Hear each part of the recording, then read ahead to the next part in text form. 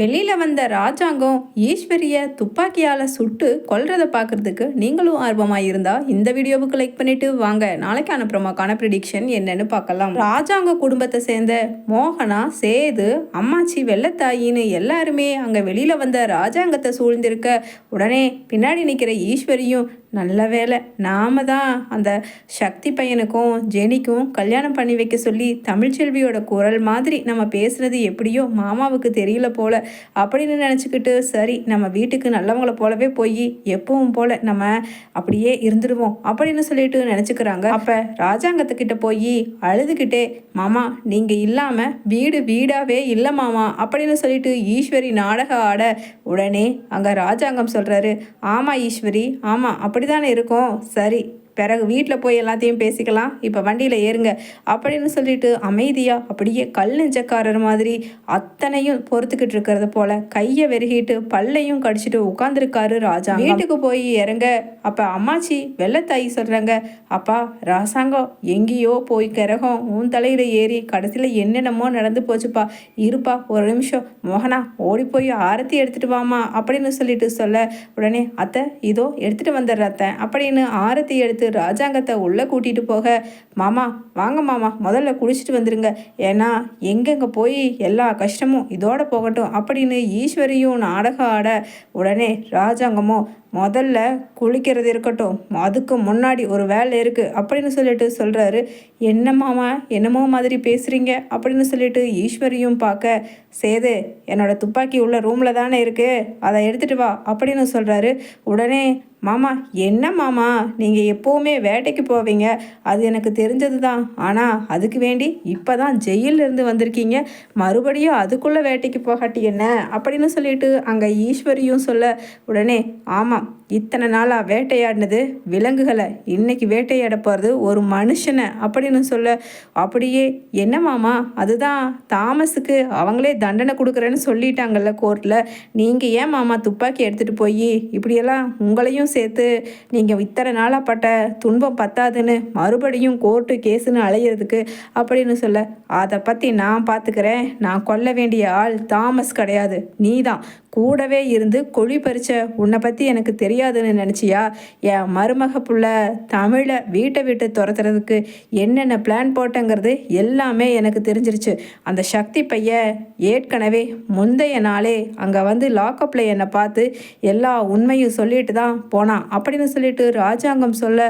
உடனே என்னது இப்படியெல்லாம் மாறிடுச்சு கதை அப்படிங்கிற மாதிரி மாமா தயவு செஞ்சு எங்களை மன்னிச்சிடுங்க மாமா அப்படின்னு சொல்ல பக்கத்தில் நிற்கிற ஐஸ்வர்யாவும் சித்ராவும் நல்ல வேலை இதில் நாமளும் கூட்டுக்களவானீங்கிறது தெரியாமல் போச்சு பெரியப்பாவுக்கு அப்படின்னு சித்ரா சொல்ல அதுக்குள்ளே திரும்பி பார்க்குறாரு சேது, என்னப்பா சொல்கிறீங்க அப்படின்னு. உடனே ஆமாண்டா சேது ஆமாம் எல்லா பிரச்சனைக்கும் காரணம் இவ தான், என் காலில் விழுகிறியா இரு அப்படின்னு சொல்ல உடனே அம்மாச்சி வெள்ளத்தாயி சொல்கிறாங்க, அப்பா ராசாங்கம் எனக்கே பிரம்ம பிடிச்ச மாதிரி இருக்குது, உண்மையாலுமே உன்னை இந்த அளவுக்கு கஷ்டத்தை அனுபவிக்கிறதுக்கும் தமிழ்ச்செல்வி மாதிரி ஃபோனில் பேசி தமிழ்ச்செல்வியை வீட்டை விட்டு துரத்துனதுக்கும் இவ தான் காரணமா அப்படின்னு சொல்லிட்டு சொல்கிறாங்க. உடனே அட பாவி ஏண்டி சண்டாளி எத்தனை நாளாடி பிளான் போட்ட என் பிள்ளைய இப்படி ராசாங்கத்தை, அதுவே ராசாவுக்கு ராசாவாக இருக்கிற என் புள்ள ராசாங்கம் அவனை போய் ஜெயிலில் போய் கழித்திங்க வைக்கணும்னு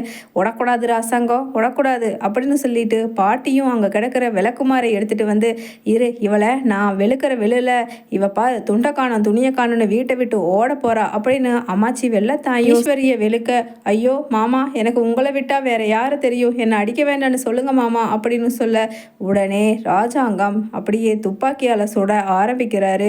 உடனே அதை அப்படியே உள்ளே வந்து புகுந்து சேது மேலே தூக்கி காமிச்சிடுறாரு. உடனே மோகனாவோ அழுதுகிட்டு வேண்டாங்க வேண்டாம், இத்தனை நாளாக நீங்கள் ஜெயிலில் கிடந்து கஷ்டப்பட்டதே போதுங்க, கேடு கெட்டவளை நீங்கள் தண்டிச்சு உங்களையும் தண்டிச்சுக்க வேண்டாங்க அப்படின்னு சொல்ல உடனே ராஜாங்கமோ சரி என்னோட தம்பியோட முகத்துக்காக இவளை விடுறேன், ஆனால் இந்த வீட்டில் ஒரு நிமிஷம் கூட இருக்கக்கூடாது அப்படின்னு சொல்ல சேது இப்போவே போலீஸ் ஸ்டேஷனில் கம்ப்ளைண்ட் கொடுத்து இவளை உள்ளே எடுத்துகிட்டு போய் போட சொல்லு அப்படின்னு சொல்லிட்டு சொல்கிறாரு ராஜாங்கம். இது நீங்கள் சொல்லித்தான் தெரியணுமா? இதோ போலீஸ்காரங்களே வந்துட்டாங்களே, நான் சொல்லி அனுப்பிச்சிட்டேன் அப்படின்னு சொல்லிட்டு சேதுவும் சொல்ல அரெஸ்ட் பண்ணிட்டு போகிறாங்க ஈஸ்வரியை. அதே சமயம் சேது வண்டியை எடுப்பா, இன்னொரு முக்கியமான வேலை இருக்குது அப்படின்னு சொல்ல சேதுவும் அப்பா எங்கப்பா போகணும் அப்படின்னு சொல்ல டேய் என்னோட பேர பசங்களை பார்க்குறதுக்கு அப்படின்னு சொல்லிட்டு ராஜாங்கம் சொல்ல அப்படியே முழிக்கிறாங்க. கீழே நின்றுக்கிட்டு இருக்க மோகனாவும் அம்மாச்சியும் என்ன ராசாங்கம் சொல்கிற அப்படின்னு. பின்ன அங்கே தமிழ் வயிற்றில் வளர என்னோடய பேர பசங்களை நான் போய் பார்த்து தமிழ்ச்செல்வி கிட்ட மன்னிப்பு கேட்டுட்டு வர வேண்டாமா அப்படின்னு சொல்ல உடனே அம்மாச்சி வெள்ளத்தாயும் நானும் வரப்பா ராசாங்கம், மோகனா நீயும் வாப்பா, அப்போ தான் அங்கே தமிழ்ச்செல்வி காலில் விழுந்தனாலும் அவளை மன்னிப்பு கேட்டு இந்த வீட்டுக்கு அழைச்சிட்டு வர முடியும் அப்படின்னு சொல்லிட்டு அம்மாச்சியும் சொல்ல எல்லாருமா சேர்ந்து கிளம்பி போகிறாங்க.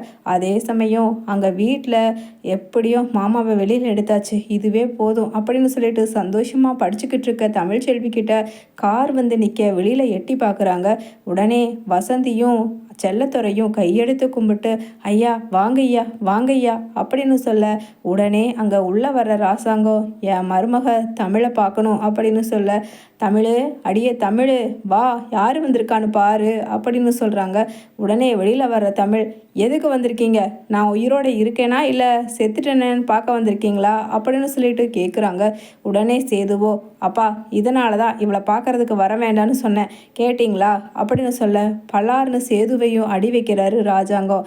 டேய் எல்லா தப்பையும் நம்ம மேலே வச்சுட்டு தமிழ்ச்செல்வியை ரொம்ப கஷ்டப்படுத்திட்டோம், அந்த வெட்டி ஈகோனால் இவகிட்ட மன்னிப்பு கேட்கக்கூடாதுன்னு நீயும் பிடிவாதமாக இருக்கிறது ரொம்ப தப்புடா. அம்மாடி தமிழ்ச்செல்வி ஒரு நிமிஷம் இங்கே வாமா அப்படின்னு சொல்லிட்டு தமிழ்ச்செல்வி காலில் விழுந்து மன்னிப்பு கேட்குறாரு ராஜாங்கம்.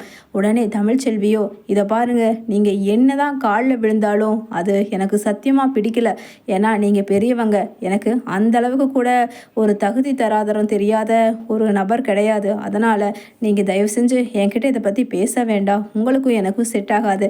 இப்போ கூட்டிகிட்டு போவீங்க, மறுபடியும் 10 நாள் 1 மாதம் 2 மாதம்னு வேறு ஏதாவது உங்கள் குடும்பத்தில் பிரச்சனை வரும், அதுக்கு நான் தான் பலிகடா ஆகணும். அதனால் கையெடுத்து கும்பிடுற சாமி இந்த குடும்பமும் வேண்டாம், எனக்கு யாருமே வேண்டாம், என் குழந்தைங்கள மட்டும் நான் காப்பாற்றிக்கிறேன் அப்படின்னு சொல்ல உடனே ராஜாங்கமும் இத்தனை நாளாக உன் மேலே பழி போட்டதுக்கு காரணமே அந்த ஈஸ்வரி தாங்கிறத நான் புரிஞ்சுக்கிட்டேம்மா, அவளை ஜெயிலுக்கு அனுப்பிச்சு இந்நேரம் களி தின்னுக்கிட்டு இருப்பா, நீ கவலைப்படாமல் நம்ம வீட்டுக்கு வாமா ராசாத்தி அப்படின்னு சொல்லிட்டு அங்கே ராஜாங்கம் சொல்ல உடனே செல்லத்துறையும் வசந்தியும் அடியே தமிழ் இதுக்கும் மேலே என்னடி வேணும், அதுதான் அந்த ஈஸ்வரி அம்மா ஜெயிலுக்கு போயிட்டாங்கல்ல, இனிமேல் நீ நிம்மதியாக வாழலாம் அப்படின்னு சொல்ல உடனே இடையில 1000 ஈஸ்வரி வரலாம், ஆனால் எனக்கு கட்டுன புருஷன் என் மேலே சந்தேகப்படாமல் இருந்திருந்தா என்னோட வாழ்க்கை நல்லாவும் இருந்திருக்கும், நான் இப்போ திரும்பவும் வந்திருப்பேன்.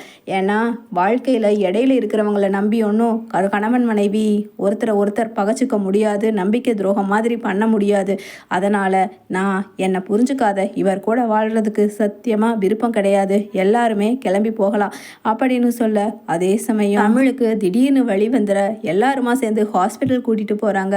அழகான 2 பெண் குழந்தைகள் பிறந்திருக்கு தமிழுக்கும் சேதுவுக்கும்.